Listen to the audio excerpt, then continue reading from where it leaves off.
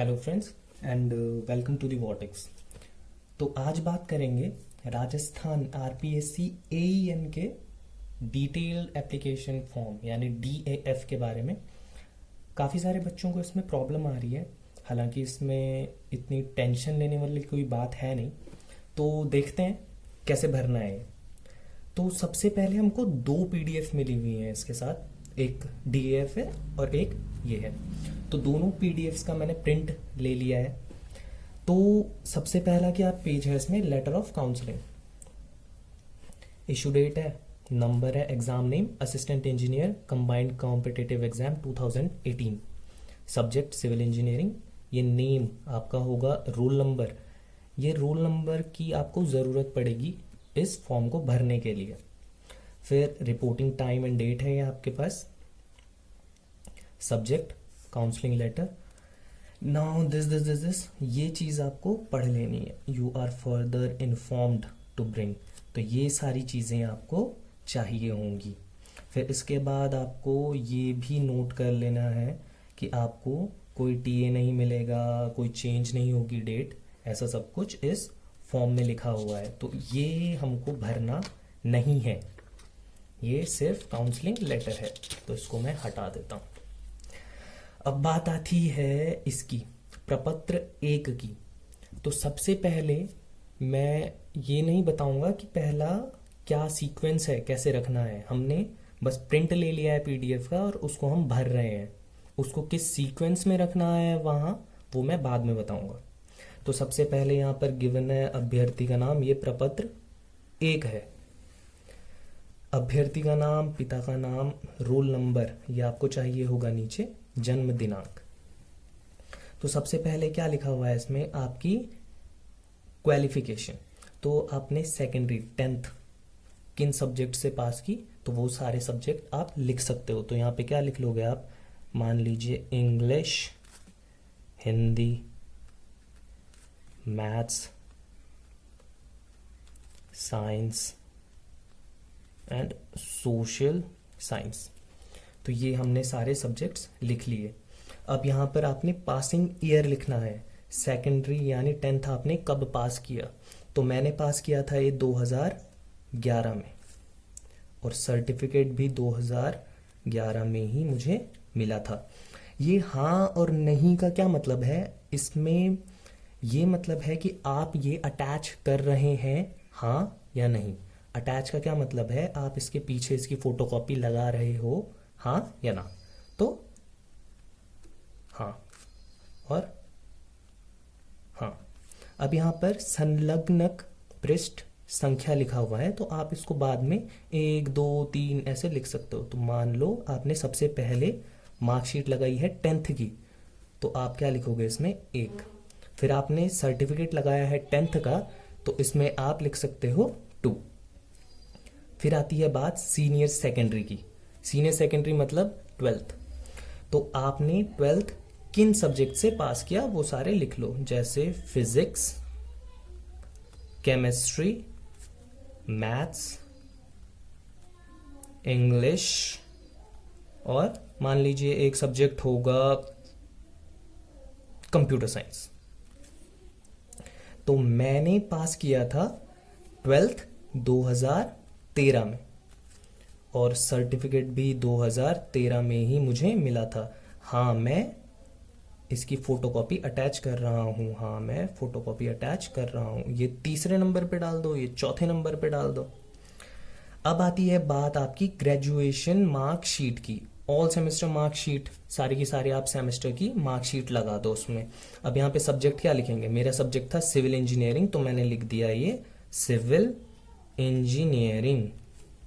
ये मैंने कब पास किया था, 2017 में मैंने पास किया था। हाँ मैं इसकी फोटोकॉपी अटैच कर रहा हूँ, और ये 5 लिख दूंगा। अब ये ऑल सेमेस्टर मार्कशीट में तो 8 मार्कशीट होती हैं, ये 5 में किस में लिखूंगा, तो आखिरी में आपकी एक कंसोलिडेटेड मार्कशीट आती है, आप उसमें लिख सकते हो, आप सीधे 5 लिख दो। फिर ग्रेजुएशन डिग्री सिविल इंजीनियरिंग में ही मुझे मिली है 2017 में, हाँ, और ये 6ठे नंबर पे आप लगा दो।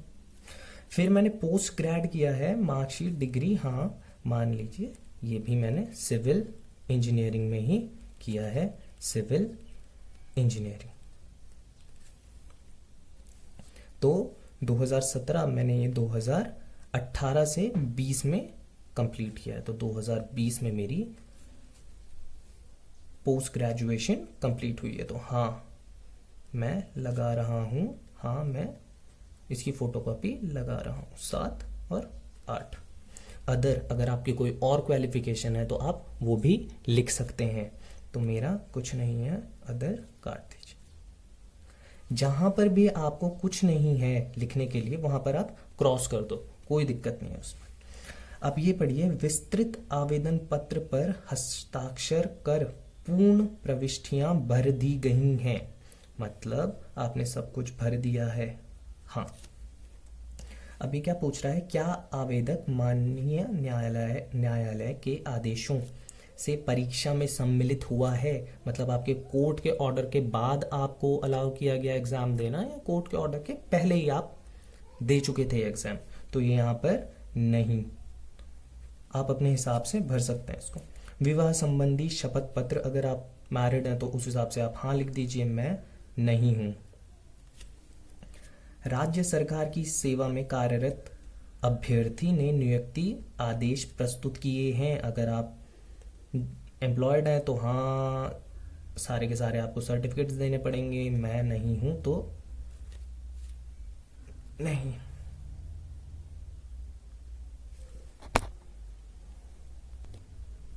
अब क्या लिखा हुआ है, जन्म दिनांक सहित संतान संबंधी शपथ पत्र प्रस्तुत किया है, अगर आप मैरिड ही नहीं है तो नहीं।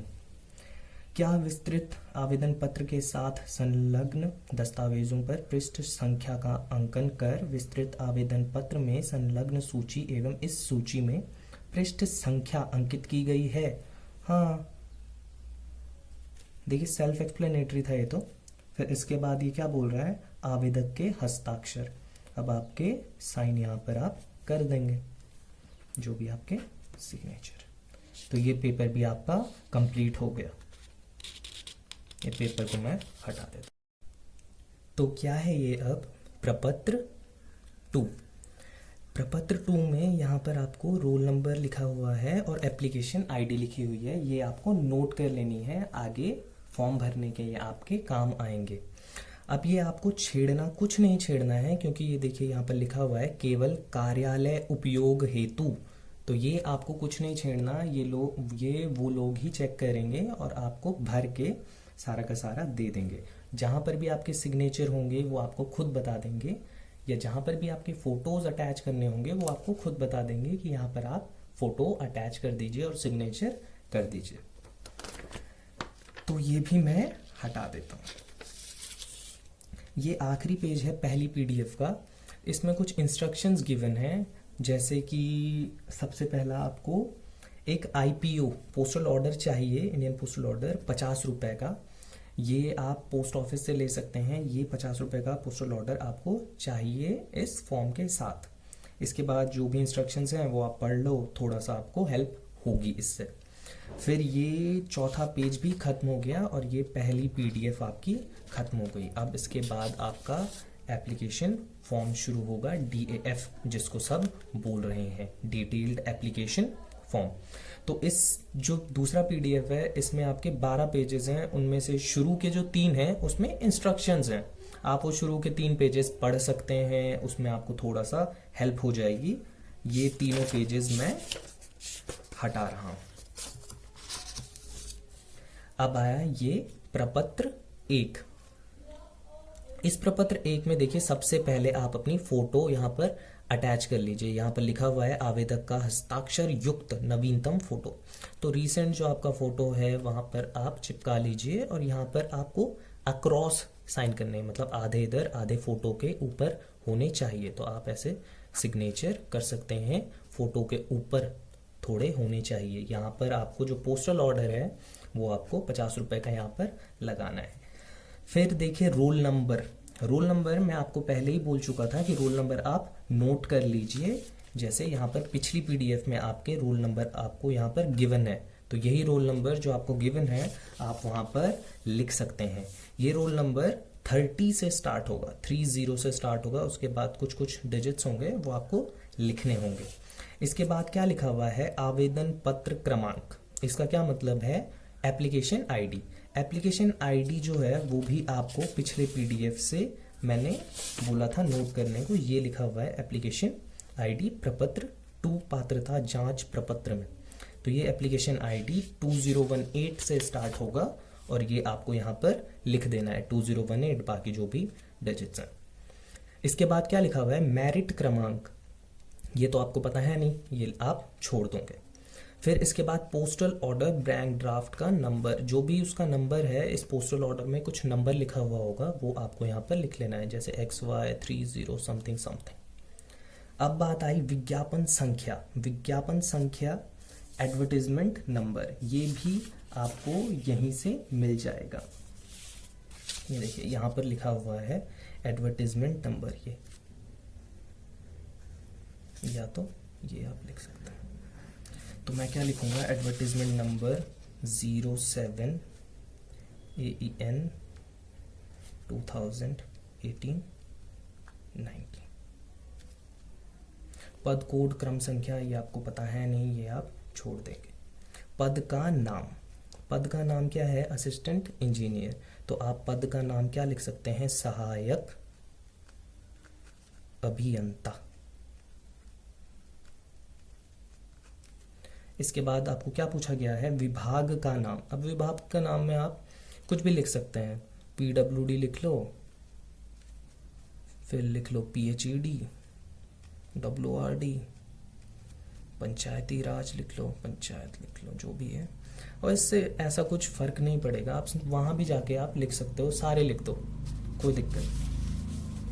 इसके बाद अगर आपका कोई आरक्षण वर्ग है तो वो लिख दो। मेरा कोई आरक्षण वर्ग नहीं है, सामान्य, तो सामान्य में मैंने टिक कर दिया और बाकी सारा क्रॉस कर दो। मूल निवास व जन्म स्थान, आपका जो भी राज्य है उसमें आप लिख दो राजस्थान, मूल निवास राजस्थान, राजस्थान। अपना जिला, अपना तहसील, तहसील जिला, इसमें भी मूल निवास जन्म स्थान। अन्य टिप्पणी अगर कुछ लिखना चाहते हो तो लिख लो, वरना इसको छोड़ दो या काट दो। यहाँ पर क्या लिखा हुआ है, अतिरिक्त विशेष श्रेणी, आवेदक संबंधित कॉलम में हाँ अंकित करें, शेष कॉलम में क्रॉस का चिन्ह अंकित करें। तो आप महिला हैं अगर हैं तो अविवाहित हैं, विवाहित हैं अगर आप कोई भी आरक्षण के लिए अप्लाई करते हैं तो अविवाहित, जो भी अगर मैं मेल हूं तो सब में ये क्रॉस कर दूंगा। फिर क्या है, सेवारत कर्मचारी, अगर आप कर्मचारी हैं राज्य सरकार के तो आप लिख सकते हैं, वरना आप इसको क्रॉस कर दीजिए। मैं नहीं हूं तो मैंने ये क्रॉस कर दिया। अब आवेदक का पूरा नाम हिंदी में लिख लीजिए, ये बाकी काट दीजिए। मैं मेल हूं तो श्री, यहाँ पर अपना नाम लिख लीजिए। जैसे मेरा नाम अगर मैं लिखूं रमेश चंद्र, तो रमेश चंद्र आप अपना नाम लिख सकते हैं। फिर आप अंग्रेजी में ब्लॉक लेटर्स में, तो यहाँ पर mister Ramesh Chandra, block letters मतलब कैपिटल लेटर्स में आपको ये लिखना है। फिर अपने पिता का नाम लिख दीजिए, अपनी माता का नाम लिख दीजिए। आवेदक की जन्म तिथि लिख दीजिए। जैसे मान लीजिए अगर मेरी जन्म तिथि 1/12/1995 है। फिर विज्ञप्ति में निर्धारित तिथि को आयु। अब ये विज्ञप्ति में निर्धारित तिथि को आयु का क्या मतलब है, आपकी जो ये डेट ऑफ बर्थ है इससे लेकर 1 जनवरी 2019 तक आपकी जो भी एज है आप वो लिख देंगे। जैसे 1/12/1995 से 1 जनवरी 2019 तक ये जो भी वर्ष हैं, माह हैं और दिन हैं, तो ये मेरे कितने हो जाएंगे, 23 वर्ष 1 महीना और दिन कुछ भी नहीं, 0 लिख दो। तो ये डेट आपको याद रखनी है। 1 जनवरी 2019 है विज्ञप्ति में निर्धारित तिथि। इस तिथि से आपको आपकी एज निकालनी है। आप ऑनलाइन भी निकाल लो या कैसे भी कैलकुलेट कर दो, आप अपने हिसाब से ये लिख सकते हो। फिर उसके बाद नागरिकता, भारतीय या अन्य, भारतीय। धर्म मेरा हिंदू है तो हिंदू। वैवाहिक स्थिति, तो वैवाहिक में मैं अविवाहित हूं, विवाहित ये सारा मैं क्रॉस कर दूंगा। अब क्या आया, विवाह विवरण, विवाहित होने की स्थिति में, तो मैं हूं ही। तो अब क्या दिखा रहा है ये, विवाह विवरण, विवाहित मैं हूं ही नहीं, तो ये मैंने सारे क्रॉस कर दिए। ये सारा कंप्लीट हो गया आपका प्रपत्र 1। अब आप इसको भी हटा दो। तो अब आया है ये, इसमें लिखा हुआ है संतान विवरण। संतान जब है ही नहीं तो ये सारा का सारा मैंने कट कर दिया। उसके बाद आपका पत्र व्यवहार का पता यहाँ पर लिखना है। तो आप जो भी है आपका, मान लीजिए भवन संख्या 1, वार्ड संख्या 2, जो भी आपका एड्रेस है आप वो लिख सकते हैं। फिर आपके आइए यहाँ पर स्थायी निवास का पूरा पता। स्थायी निवास का पूरा पता मान लीजिए आपका सेम ही है, तो भवन संख्या 1, वार्ड संख्या 2, जो भी है आप वो लिख सकते हैं। उसके बाद आपकी योग्यता, शैक्षणिक योग्यता। उसके बाद आप लिखना है मैट्रिक का। तो मान लीजिए 10 में आपके 450 नंबर आए हैं 500 में से। उसके बाद आपका प्रतिशत कितना हो गया, ये 90% हो गया।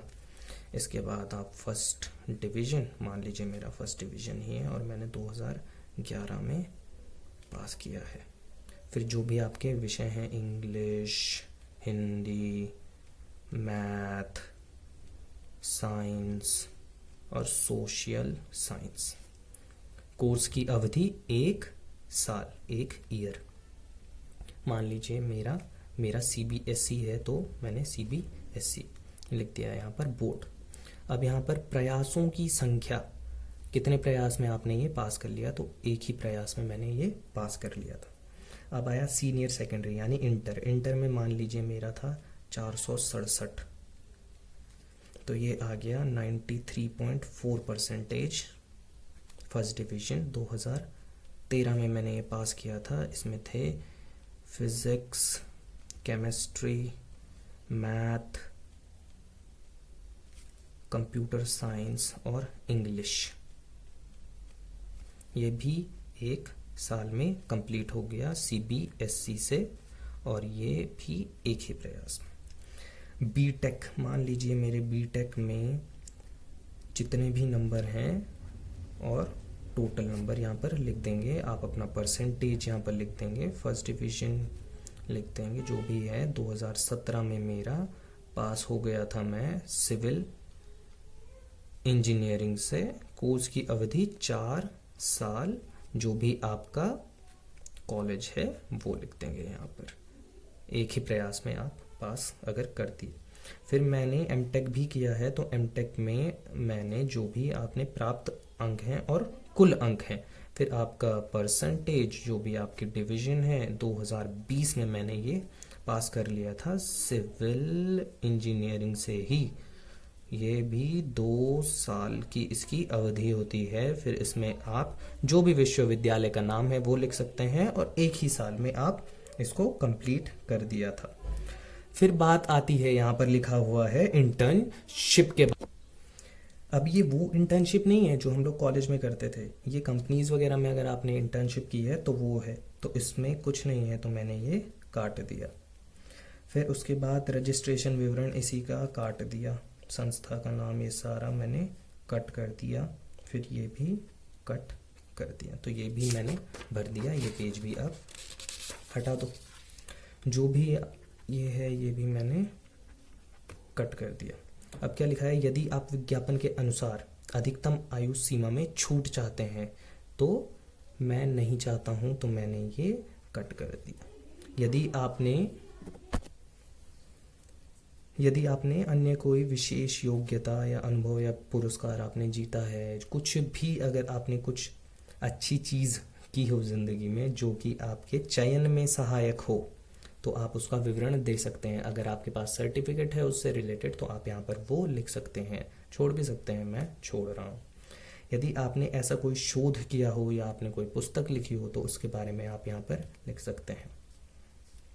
बाकी ये क्या लिखा हुआ है, अगर आपको कभी दंडित या फिर ब्लैक लिस्ट किया गया है किसी एग्ज़ाम में तो उसके बारे में लिखें, नहीं किया गया तो काट दें। इसके बाद ये भी जो आपकी डिक्लेरेशन है वो सारी डिक्लेरेशन पढ़ के आप यहाँ पर अपने साइन कर सकते हैं, यहाँ पे स्थान और दिनांक लिख दीजिए। ये भी मेरा कंप्लीट हो गया।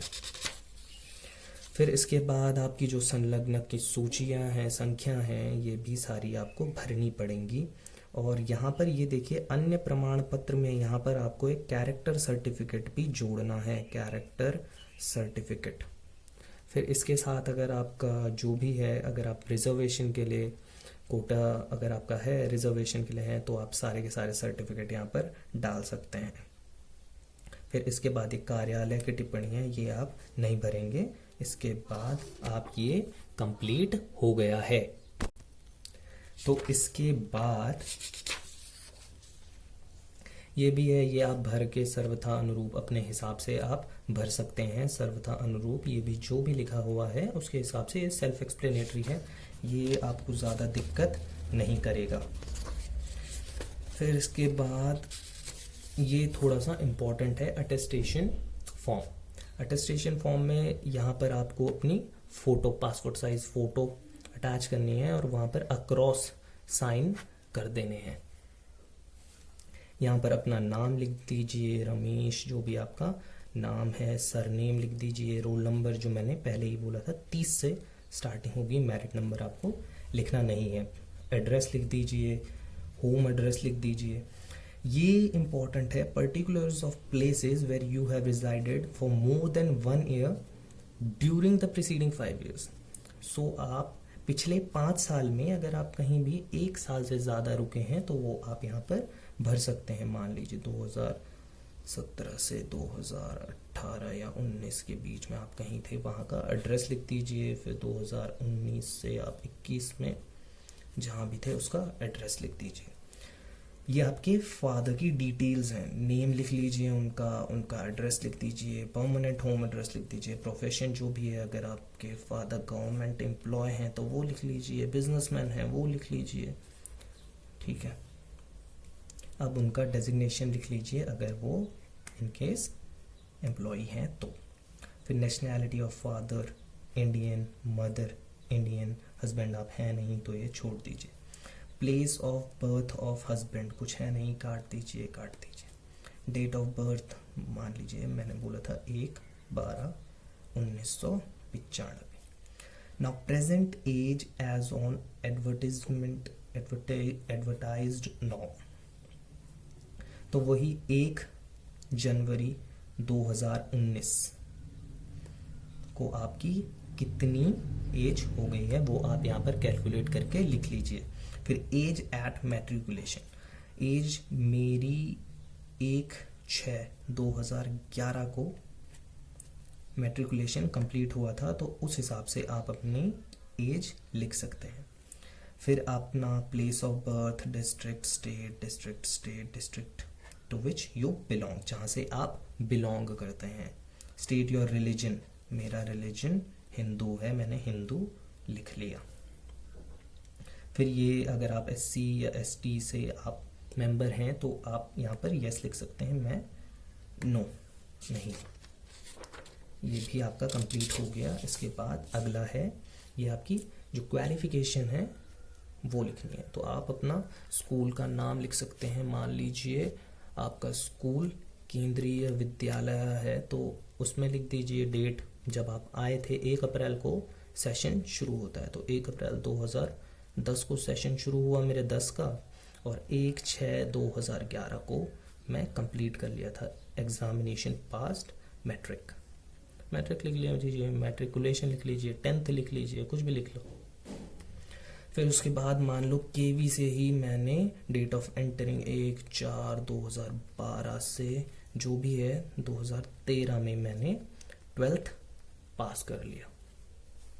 फिर अपना यहाँ पर बीटेक लिख लो, 2017 में मैंने पास किया था, जो भी यहाँ पर अपने कॉलेज का एड्रेस है। यहाँ पर एग्जामिनेशन जो आपने पास किया था बीटेक, उसके बाद एमटेक भी किया है तो अपने कॉलेज का एड्रेस लिख दीजिए, खत्म। जो भी अपनी डेट ऑफ एंटरिंग है 2018 से 2020 यहाँ पर लिख दीजिए, ये आपका कुछ है नहीं। If you have at any time been employed, अगर आप एम्प्लॉय रहे हो किसी भी ऑर्गेनाइजेशन के, तो आप यहाँ पर उसके डिटेल्स लिखने होंगे आपको। मैं नहीं रहा तो ये काट दो। फिर यहाँ पे क्या लिखा हुआ है, have you ever been convicted by a court और एनी ऑफिसर, अगर आप नहीं हुए हैं तो no. Name 2 responsible persons of your locality, तो अपनी लोकेलिटी के किसी भी 2 अच्छे लोगों के नाम यहाँ पर लिख दीजिए और उनके नंबर लिख लीजिए। फिर उसके बाद ये डिक्लेरेशन है जो आपको डेट, प्लेस और यहाँ पर अपने सिग्नेचर करने हैं। इसके बाद आपको ये गैजेटेड ऑफिसर के पास लेके जाना है जो कि ये अटेस्ट करेगा, वो बताएगा कि आपको वो कितने सालों से या महीनों से जानता है और उस हिसाब से वो ये अटेस्ट कर देगा। बस ये फॉर्म आपका कंप्लीट हो गया। तो ये सारा के सारे फॉर्म्स कंप्लीट हो गए हैं आपके। इसकी आप 2 कॉपीज रख लो, 2 कॉपीज इनफ हैं। वहां पर आपको सारी इंफॉर्मेशन मिल जाएगी कि क्या पहले लगाना है। वहां पहले प्रपत्र 2 लगाना है, फिर प्रपत्र 1 लगाना है, फिर उसके बाद बाकी जो भी इंस्ट्रक्शंस होंगी वो आपको दे चुके होंगे वहां पर। उस हिसाब से आप अटैच कर सकते हैं और अटैच करके उनको दे दीजिए। जैसे मैंने बोला 2 कॉपीज रखिए अपने पास, ताकि आपको दोनों पीडीएफ्स की अपने पास 2 कॉपी रखिए, ताकि आपको वहां किसी चीज की जरूरत ना पड़े। वहां 2 कॉपीज भी चाहिए DAF की, बाकी प्रपत्र 1, प्रपत्र 2 की 1-1 कॉपी ही चाहिए। उसके अलावा कोविड-19 की नेगेटिव रिपोर्ट भी वहां पर सबमिट हो रही है, तो अपना टेस्ट करवा लीजिए बस। And all the best for your interviews. Thank you.